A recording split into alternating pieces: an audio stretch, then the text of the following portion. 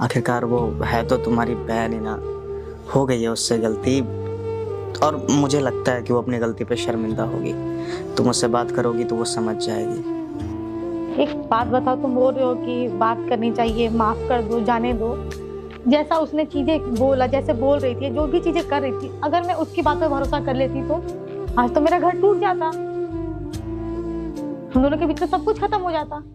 वही मैं भी सोच रहा था इतनी देर से कि जिस तरह की सिचुएशन थी, तुम जिस सिचुएशन में आई, और अदिति तुम्हें पूरा विश्वास दिलाने की कोशिश कर रही थी कि मैं गलत हूँ, पर फिर भी तुमने विश्वास नहीं किया। तुम्हारी जगह अगर कोई और भी होती तो उसे यही लगता कि मर्द गलत है। ऐसी सिचुएशन में कोई भी मर्द को ही गलत समझता है। फिर तुम्हें मैं गलत क्यों नहीं लगा? मैं तुमसे प्यार करती हूँ, हम 3 साल से साथ में रह रहे हैं, मुझे तुम पर पूरा भरोसा है। मुझे पता है कि तुम किसी और लड़की के बारे में को देखना तो बहुत दूर के, तुम सोचते भी नहीं हो किसी के बारे में।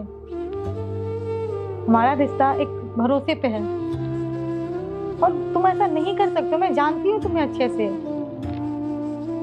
मुझे सच में कुछ नहीं समझ में आ रहा है, मैं ऐसा क्यों कर रही है।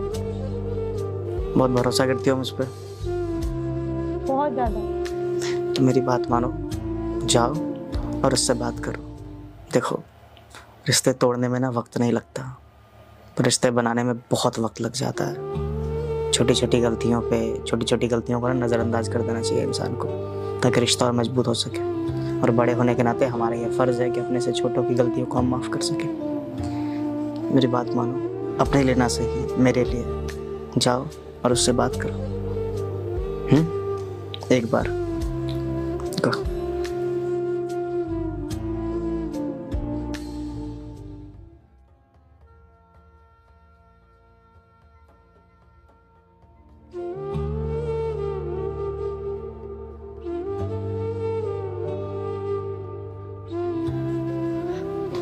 दीदी, मुझे प्लीज माफ कर दो, मुझसे बहुत बड़ी गलती हो गई।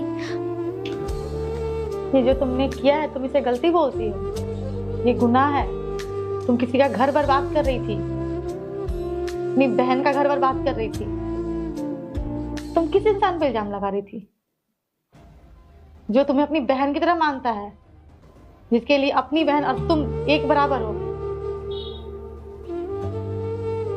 एक बात बताओ, तुम तो पढ़ने लिखने वाली लड़की हो ना, तुम्हारे दिमाग में ये बेफालतू चीजें कहां से आ गई?